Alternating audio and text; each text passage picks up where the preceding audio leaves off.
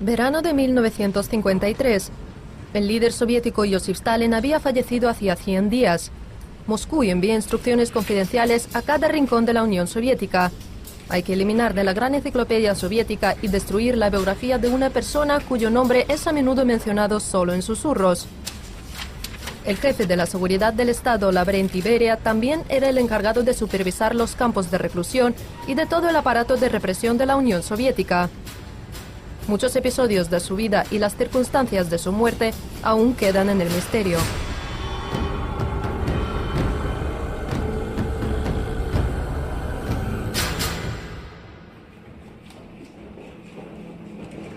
Este búnker militar en el centro de Moscú tiene más de 10 metros de profundidad. Lavrenti Beria se encontró aquí mismo al poco tiempo de su arresto en el Kremlin. No había posibilidad de escapar ni de recibir ayuda de fuera. A Beria lo interrogó exclusivamente el fiscal general de la Unión Soviética. Uno de los primeros cargos en su contra fue su participación personal en las represiones políticas.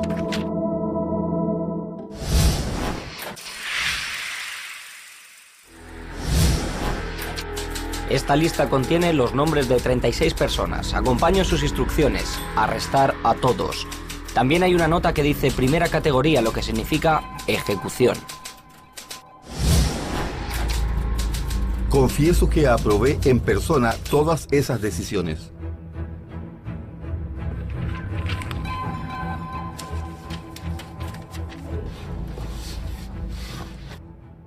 Los 40 volúmenes del caso Beria pueden llenar un par de estanterías como esta. Aquí se pueden encontrar archivos de interrogatorios y de acusaciones, pero por alguna razón, la mayoría de estos materiales aún no ha sido desclasificada. El caso Beria es un caso peculiar. No se han encontrado huellas dactilares. Normalmente los expedientes de los prisioneros presentan fotografías hechas de frente y de perfil. El caso Beria, al contrario, solo presenta esta foto que parece tomada de un álbum familiar. La escritora Elena Prudnikova sostiene la teoría que se ha rumoreado desde hace más de medio siglo. Reivindican que a Beria nunca lo interrogaron y que el mismo juicio fue un espectáculo hábilmente realizado en el que tomó parte un doble de Beria. Realmente localizaron a alguien para el interrogatorio en verano. Él siempre llevaba un reloj y un sombrero, y su rostro estaba cubierto por una bufanda, así. Pero ¿por qué necesitaban hacerlo en verano? Está claro que los oficiales, si miraban desde sus habitaciones, no podían llegar a ver que ese hombre no era Beria en absoluto. Para las víctimas de la represión política, el nombre de Beria era sinónimo de las represiones que arrasaban con todo lo que había en su camino en 1930. Los que sobrevivieron a los tiránicos años no pueden olvidar los horrores que los asediaban en ese periodo, el ruido nocturno de los furgones negros y los inquilinos arrestados sin ninguna advertencia, acusados de espionaje a favor de servicios de inteligencia extranjeros. Todos ellos se enfrentaban a una ejecución o acababan en campos de concentración. Aquellas furgonetas entraban en el patio durante la noche. Yo era una niña entonces, pero aún tengo memorias muy vívidas de ello. Tenía tanto miedo que no podía esquivar el terror que sentía, aunque lo intentara con todas mis fuerzas. La historia de la vida de Zoria Serebriakova es la típica de toda esa generación. Su padre tomó parte en la revolución bolchevique de 1917. Según fue progresando su carrera, ascendió a rangos superiores. Pero los últimos años no fueron significativos. En 1930, Stalin ya había empezado a deshacerse de la vieja guardia de su predecesor Vladimir Lenin. Arrestaban a familias enteras. Esta foto me muestra en prisión como hija de enemigos del pueblo. Mi padre no era el único arrestado. Así es exactamente como me llamaron, hija de enemigos del pueblo.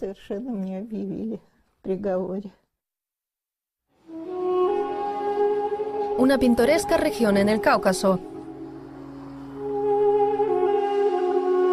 Durante el mandato de Stalin forzaron a Abjasia a unirse a Georgia. 3 décadas antes de aquello, Lavrenti Beria había nacido aquí, en el pueblo de Merjeul, en las altas montañas. Durante cerca de 40 años, Ottari Kantaria ejerció de maestro en la escuela local. La escuela estaba situada junto a la casa de la familia Beria. No puedo recordar nada negativo de él. Lavrenti era un buen alumno. Cuando creció, sus padres lo enviaron a la ciudad a estudiar. Los líderes soviéticos eran muy aficionados a ir de vacaciones a Abjasia. El jefe del Partido Comunista de Abjasia, Néstor Lakova, le presentó al joven prometedor Lavrenti Beria a su viejo camarada Stalin. Ambos se encontraron aquí en 1931. Para aquel entonces, Beria ya había mostrado su valía trabajando para las agencias locales estatales de seguridad. Beria escribió una carta a Néstor Lakova. Más tarde, dio orden de que esta, junto con otras, fueran destruidas. En esa carta, Beria le pedía a Néstor que añadiera un comentario sobre él para que así Stalin no se olvidara de encontrarse con él. Esas cartas aún existen. Yo las he visto todas. Stalin tomó nota del joven activista.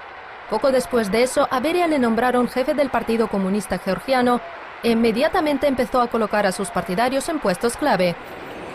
Y en cuanto al hombre que le había presentado a Stalin, ahora Beria lo consideraba un encordio. En diciembre de 1936, Beria invitó a Néstor Lakova a cenar. Unas pocas horas más tarde, Lakova empezó a sentirse enfermo. Todo el mundo en Abjasia sabía que había sido envenenado y hasta ahora todos lo saben. A los dos médicos que hablaron demasiado, Anchabatse y Semerziev, también los eliminaron entonces y en ese mismo lugar. Trasladaron el cuerpo de Lakova de la capital georgiana a Abjasia, donde tuvo lugar una ceremonia funeral en el jardín botánico de Sujumi. Eso fue poco antes de 1937, el año de la mayor ofensiva política en la Unión Soviética. Fue el funeral de un héroe. Beria envió una corona desde Tbilisi, pero no asistió. Creo que tenía miedo de una represalia. Después de su muerte, a Lakova lo declararon enemigo del pueblo. Esto señaló el comienzo de las represiones masivas. Gagra es un centro turístico en el Mar Negro en Abjasia. En 1930, los residentes locales trataban de mantenerse lo más lejos posible de este edificio. El escritor Sergei Chakvetadze ha descubierto que a los así llamados prisioneros políticos los escondían aquí en los sótanos de una dependencia local del Ministerio del Interior. Tan pronto como estuviese preparado todo el papeleo, los traían a estos sótanos y les disparaban directamente aquí, en las fosas de caliza de la orilla del mar.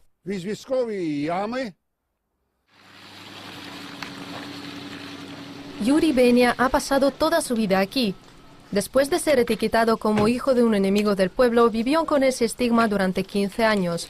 Le privaron de muchos derechos, hasta por ejemplo de estudiar en una institución oficial. La casa familiar quedó desierta en 1937. A 15 de sus parientes, los cuales eran todos acomodados campesinos, los fusilaron por rechazar unirse a las granjas colectivas soviéticas. La ofensiva contra los enemigos del pueblo en esta región fue especialmente violenta. Sin embargo, Stalin y Beria pasaban las vacaciones en casas de campo de este lugar. Cuando yo era un escolar, vi a Beria en varias ocasiones. Solía venir con un vagón entero de guardaespaldas que formaban filas de uno cada 10 pasos. Beria siempre llevaba gafas. Parecía que quería gobernar a todos los que le rodeaban. Tengo claros recuerdos de ello. Durante muchos años, para las familias abjasias era peligroso siquiera mencionar en las reuniones los nombres de los familiares estigmatizados como enemigos del pueblo. Hoy en día, cuando vienen invitados, David, el nieto de Yuri Benia, le ofrece al abuelo un recipiente en forma de cuerno para beber vino en ocasiones especiales. Los otros invitados beben de vasos corrientes, pero el primer brindis no tiene connotaciones festivas. Beben para conmemorar las víctimas de las represiones desatadas por Stalin y Beria. Hoy recordamos a todos aquellos que fueron víctimas de la represión, en lo mejor de sus vidas. Ha llegado la hora en la que podemos mencionar sus nombres sin tener que preocuparnos de una nueva purga. Por su eterno recuerdo.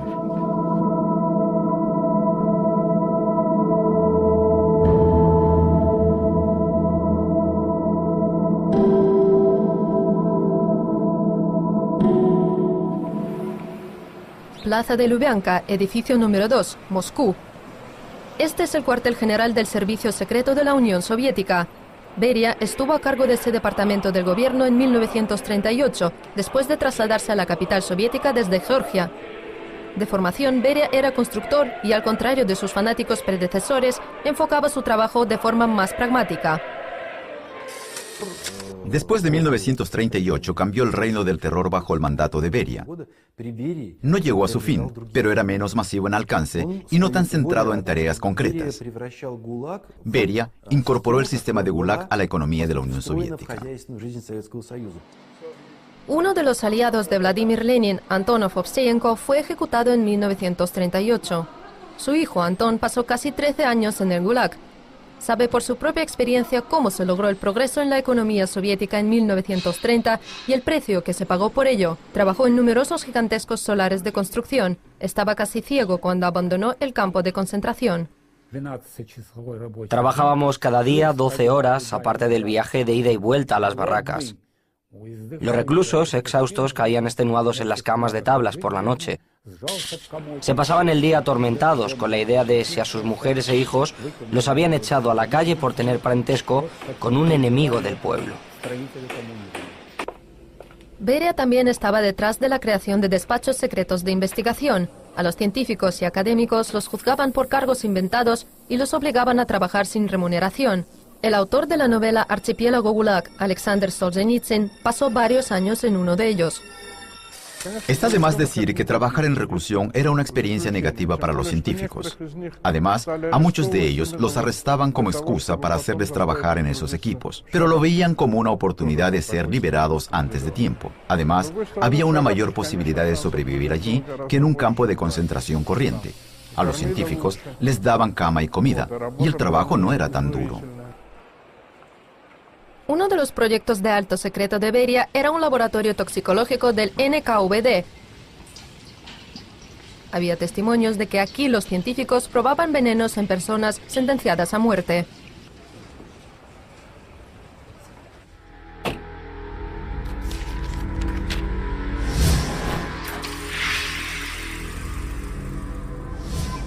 El jefe del laboratorio deja registrado el siguiente informe.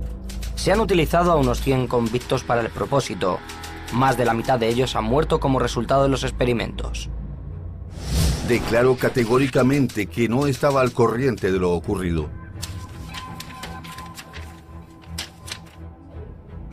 Beria diría más tarde, recibí instrucciones de arriba. Sí, fue Stalin quien le dijo que proporcionara al NKVD, o predecesor del KGB, el veneno probado en humanos. Hoy en día, un número significativo de comunistas rusos están a favor de exonerar a Beria. Creen que fue uno de los mejores dirigentes de Stalin. Pero los comunistas modernos prefieren no mencionar el precio que el pueblo pagó por el tipo de orden de Beria. Beria trataba a las personas como nada más que las piezas de un coche. Esa es la forma en que trataban a la gente durante esos años. Cuando a Beria le encargaban un trabajo, simplemente lo hacía. Eso es todo. Durante la Segunda Guerra Mundial, a Beria le confiaron un trabajo de alto secreto, supervisar los trabajos de creación de la bomba atómica soviética. Stalin le encargó a Beria coordinar la interacción entre los agentes soviéticos que buscaban información científica en Occidente y los físicos nucleares de la URSS. Solo unos pocos estaban al corriente de la tarea de Beria.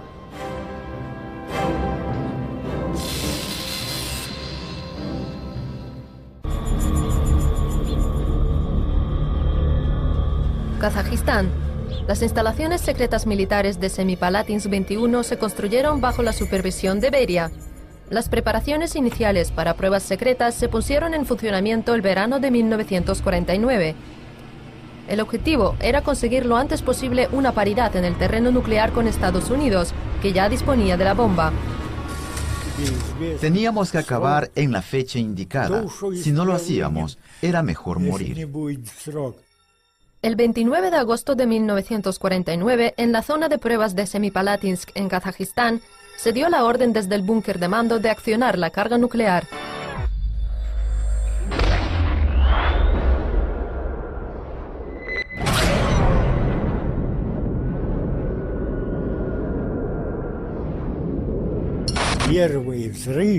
Ninguno de los que estábamos allí había visto algo semejante. Estuvimos en estado de choque durante largo rato después de la explosión. Esta es una de las caricaturas que representan el estilo de dirección de Beria. Aquí se le muestra increpando a sus subordinados por una mala actuación. Al caricaturista lo ejecutaron por ser enemigo del pueblo en 1938. Beria no se lo tomó como un halago precisamente. Y hoy tenemos el honor de presentar a un hombre cuyas hazañas son inmensas. Su nombre es Lavrenti Beria. Ser objeto de tales halagos me resulta incómodo, pero por lo visto en tales mítines es algo establecido y debo vivir con ello. Una de las pocas personas que osó enfrentarse a Beria fue el doctor Piotr Kapitsa, que más tarde sería galardonado con el Premio Nobel de Física. Fue uno de los jefes del proyecto de la bomba atómica en sus estadios iniciales. Cuando el científico se quejó a Stalin de Beria, inmediatamente se convirtió en el peor enemigo a los ojos de Beria.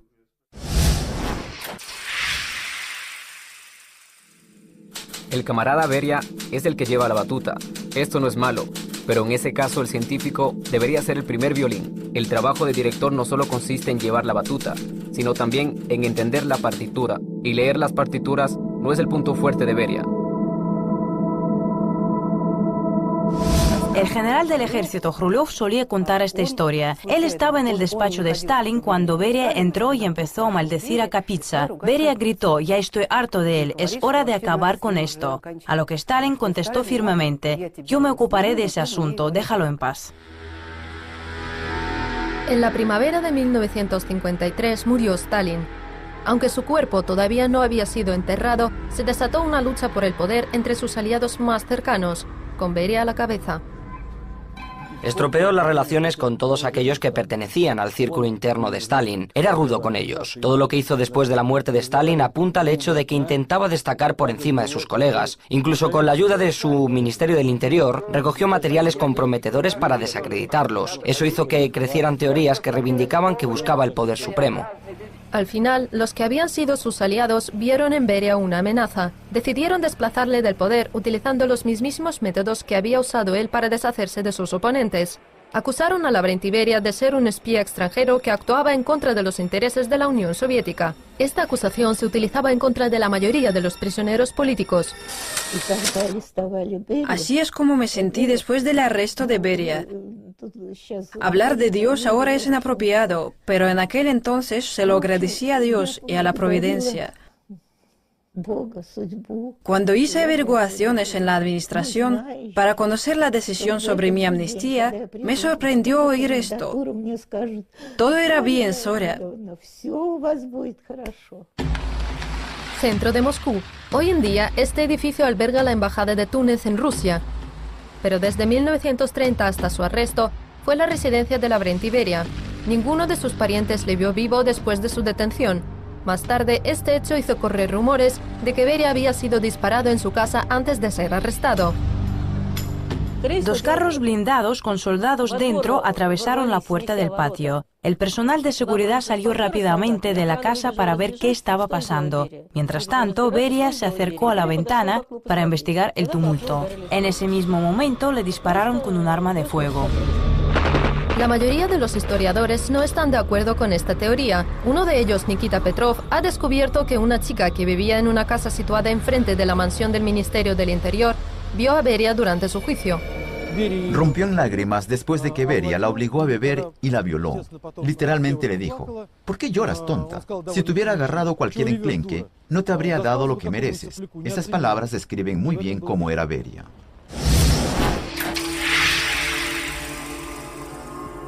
Me privó de las alegrías de la niñez y de la juventud. Cuando analicen sus abyectas acciones, por favor, tomen nota de sus características morales. Es un ser perverso y un violador de menores.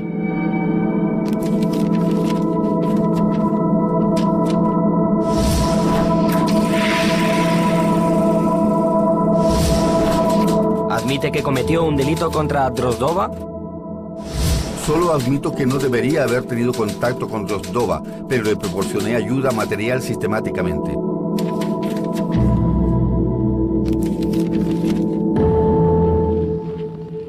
En el transcurso de los interrogatorios, Beria confirmó que había tenido numerosas relaciones extramaritales. Durante muchos años, Igor Lopatchenko ha estado intentando probar que el famoso ex jefe del servicio secreto es su abuelo. Según sus datos, Beria conoció a su abuela en una de las ciudades secretas de los Urales durante una visita. Los reclusos vivían en estas barracas que estaban detrás de estos edificios. Es muy posible que mi abuela estuviera entre ellos. La Bren Tiberia a menudo se dejaba ver por esta calle. Es muy probable que conociera aquí a mi abuela. Más tarde tuvieron un hijo, mi padre, Iskander Garibov. Igor Lopachenko nunca vio a su padre. Lo criaron sus padres adoptivos que nunca le hablaron del asunto. Aún todavía muchos ven que Lopachenko es un farsante. Es uno de los defensores más activos del nombre de Beria y sigue estando seguro de que Beria es su abuelo. Hace un tiempo estuve incluso barajando la idea de cambiarme el nombre, pero me advirtieron de que tendría que hacerme una prueba de ADN primero para que el resultado respaldara los documentos. Dije que no, que sentía que yo no era otro sino un Beria, y estoy seguro de ello, sin necesidad de hacer ninguna prueba. Los episodios sobre violación y relaciones extramaritales ejercieron poco efecto en el resultado del juicio de Beria. Sus anteriores aliados del Kremlin ya habían sellado su destino poco tiempo antes de que fuera arrestado. La fiscalía y el juez simplemente autorizaron su decisión. Muchos vieron a Beria demasiado peligroso como para dejarle vivir.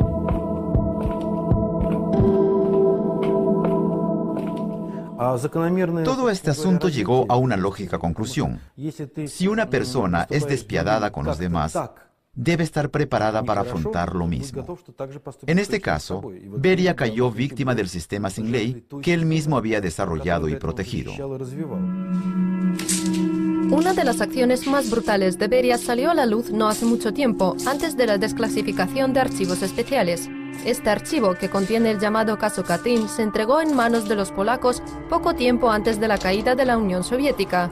Uno de los documentos es una memoria escrita por Beria donde sugiere la ejecución de más de 20.000 oficiales polacos que acabaron en cautiverio soviético en el otoño de 1939. Alto secreto, al camarada Stalin. Los prisioneros de guerra polacos están intentando continuar su actividad contrarrevolucionaria. Todos esperan ansiosamente su liberación para unirse a la lucha en contra del gobierno soviético. El NKVD, órgano de seguridad de la Unión Soviética, considera necesario someterlos a ejecución como última sanción legal. Firmado Beria, comisario del pueblo para asuntos internos. No hay duda de que estos documentos son auténticos. Estoy seguro de que Stalin autorizó la sugerencia de Beria de ejecutar a oficiales y soldados del ejército polaco. Las tropas soviéticas tomaron como prisioneros a los oficiales del ejército polaco. Eso ocurrió después de que se firmara un acuerdo secreto en agosto de 1939 entre la Unión Soviética y la Alemania de Hitler para dividir Polonia en esferas de influencia. Miles de polacos cautivos se encontraron en campos de concentración soviéticos. Poco después, la máquina de represión soviética se deshizo de innecesarios y molestos lastres. El padre del famoso director polaco Andrzej Wajda estuvo entre los polacos ejecutados. Al contrario de mi padre, la mayoría de los que fueron tomados prisioneros no eran oficiales de carrera, más bien representaban la intelectualidad polaca, eran profesores de universidad, de escuelas superiores, actores, actrices y artistas entre ellos que habían sido movilizados al ejército después de la caída de Polonia en 1939. Otro de los proyectos ideados por Beria mostraba el germen de un conflicto interétnico entre georgianos y abjasios en el Cáucaso. Bajo sus órdenes, cientos de familias fueron forzadas a trasladarse de Georgia a Abjasia entre 1930 y 1940, tras la devastación causada por las represiones masivas allí. Eso desencadenó la merma y la asimilación de la población abjasia. Las casas que se construyeron según este proyecto han sobrevivido en zonas rurales de Abjasia hasta hoy día, pero nadie vive en ellas. La gente del pueblo todavía se refiere a ellas como las casas de Beria. El objetivo de la política de reasentamiento era asegurarse de que tantos georgianos como fuera posible se asentaran en los pueblos de Abjasia. En 1990, al explotar la guerra civil en Abjasia, a los georgianos les expulsaron de allí. La infraestructura de la república se destruyó casi por completo. Hoy hay un monumento para aquellos que murieron en la guerra y en represiones masivas fuera de cada pueblo. En cuanto a Beria, no tiene ningún monumento en Abjasia hoy. Ni siquiera queda ningún resto de su casa natal en el pueblo de Merjeul. La casa de Lavrenti Beria estaba detrás de esta escuela. Ahora no hay más que hierbajos enormes. Nadie se puede meter por ahí. Ni personas ni animales. El pueblo abjasio respeta las viejas tradiciones. De acuerdo con una de ellas, los muertos o merecen oración o no merecen mención alguna. El único recuerdo hasta hoy del antiguo camarada de Stalin, Lavrenti Beria, son ruinas y tierra yerma. Nada más.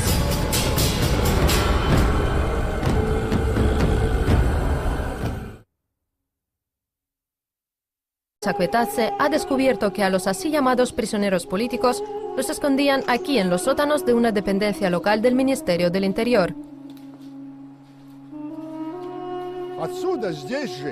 Tan pronto como estuviese preparado todo el papeleo, los traían a estos sótanos y les disparaban directamente aquí, en las fosas de caliza de la orilla del mar.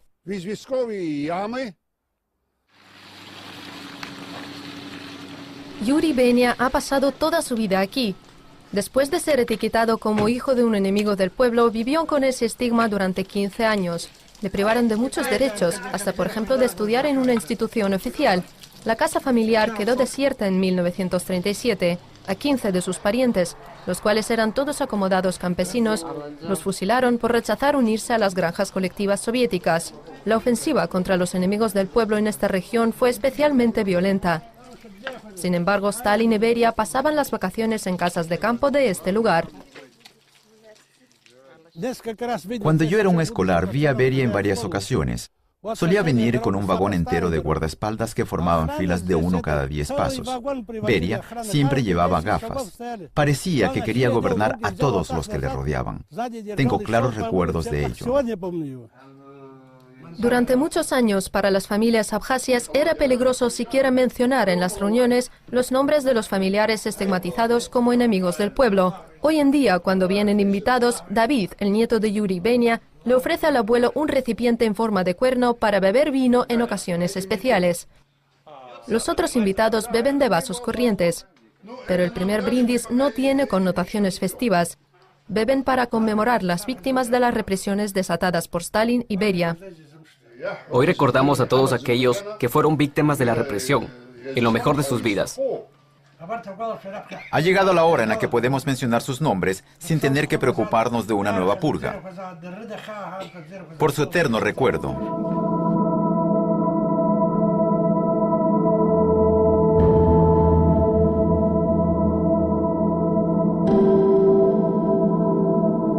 Que se ha rumoreado desde hace más de medio siglo. Reivindican que a Beria nunca lo interrogaron y que el mismo juicio fue un espectáculo hábilmente realizado en el que tomó parte un doble de Beria.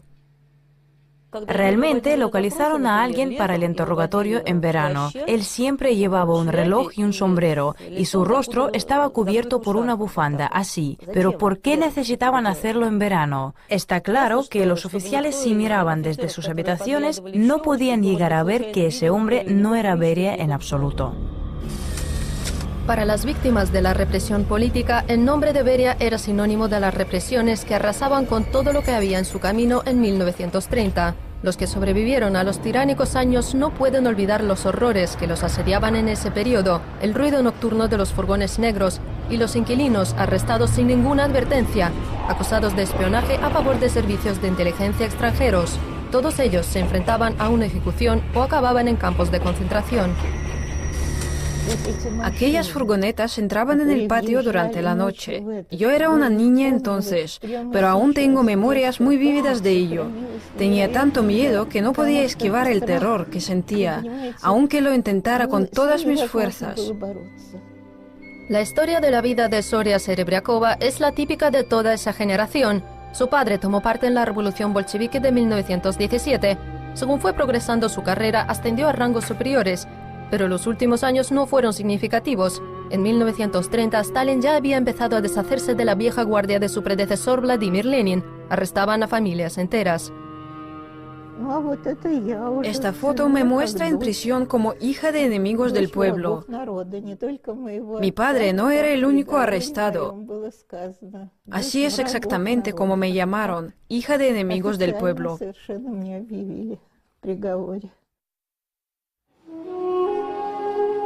Una pintoresca región en el Cáucaso. Durante el mandato de Stalin forzaron a Abjasia a unirse a Georgia. 3 décadas antes de aquello, Lavrenti Beria había nacido aquí, en el pueblo de Merjeul, en las altas montañas. Durante cerca de 40 años, Ottari Kantaria ejerció de maestro en la escuela local. La escuela estaba situada junto a la casa de la familia Beria. No puedo recordar nada negativo de él. Lavrenti era un buen alumno. Cuando creció, sus padres lo enviaron a la ciudad a estudiar. Los líderes soviéticos eran muy aficionados a ir de vacaciones a Abjasia. El jefe del Partido Comunista de Abjasia, Néstor Lakova, le presentó al joven prometedor Lavrenti Beria a su viejo camarada Stalin. Ambos se encontraron aquí en 1931. Para aquel entonces, Beria ya había mostrado su valía trabajando para las agencias locales estatales de seguridad. Beria escribió una carta a Néstor Lakova. Más tarde, dio orden de que esta, junto con otras, fueran destruidas.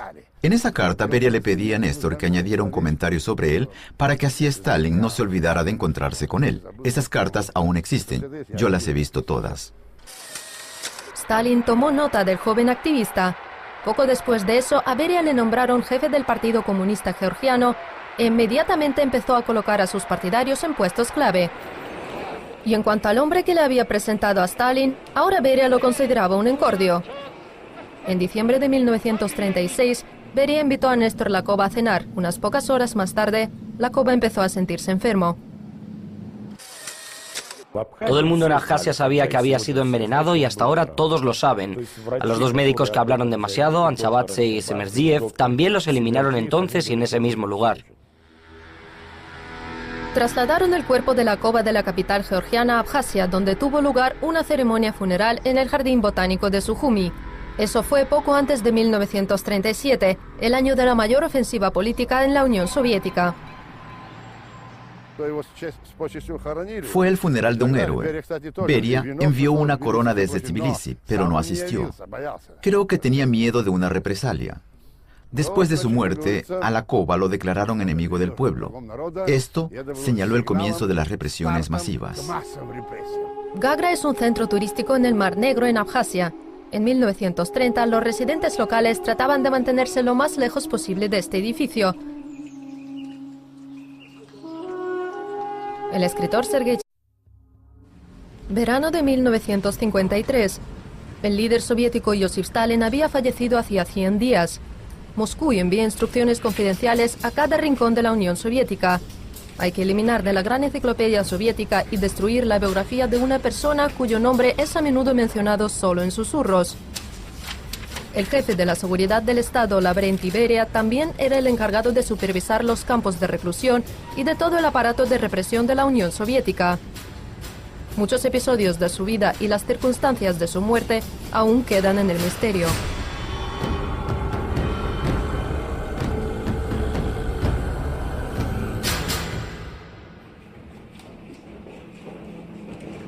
Este búnker militar en el centro de Moscú tiene más de 10 metros de profundidad.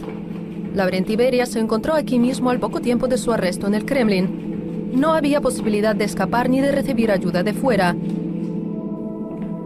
A Beria lo interrogó exclusivamente el fiscal general de la Unión Soviética. Uno de los primeros cargos en su contra fue su participación personal en las represiones políticas.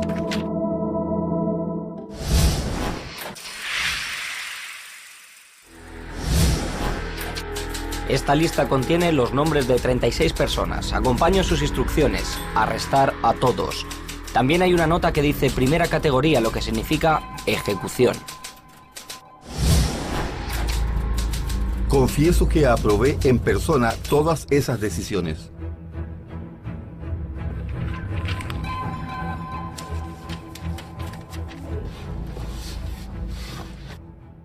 Los 40 volúmenes del caso Beria pueden llenar un par de estanterías como esta. Aquí se pueden encontrar archivos de interrogatorios y de acusaciones, pero por alguna razón, la mayoría de estos materiales aún no ha sido desclasificada. El caso Beria es un caso peculiar. No se han encontrado huellas dactilares. Normalmente los expedientes de los prisioneros presentan fotografías hechas de frente y de perfil. El caso Beria, al contrario, solo presenta esta foto que parece tomada de un álbum familiar. La escritora Elena Prudnikova sostiene la teoría que Plaza de Lubyanka, edificio número 2, Moscú. Este es el cuartel general del Servicio Secreto de la Unión Soviética. Beria estuvo a cargo de ese departamento del gobierno en 1938, después de trasladarse a la capital soviética desde Georgia.